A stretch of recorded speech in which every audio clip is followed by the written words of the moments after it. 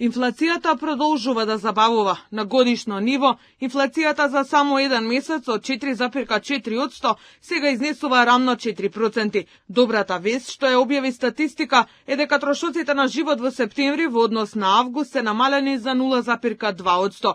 Ова покажува дека трендот забавува, односно се случува стабилизација. Анализите покажуваат дека на инфлацијата најмногу влијаат цените на алкохолот, цигарите и наркотиците, кај кои има зголемување од 2,8%.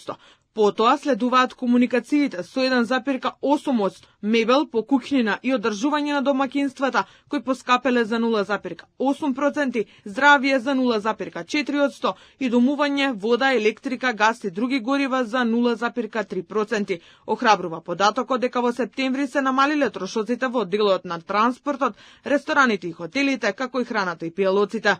Намалувањето на инфлацијата во септември 2025 година во однос на август 2025 година е резултат на намалувањето на трошоците на животот во следните групи: транспорт за 3,3%, ресторани и хотели за 1,3%, рекреација и култура за 0,7%, облека и обувки за 0,3%, разновидни стоки и услуги за 0,2% и храна и безалкохолни пијалоци за 0,1%. Трошоците во групата образование остануваат на исто ниво како и во претходниот месец. Цените пак на мало бележат пат од 0,7%. Индексот на цените на мало во септември 2025 година во однос на август 2025 година изнесува 99,3.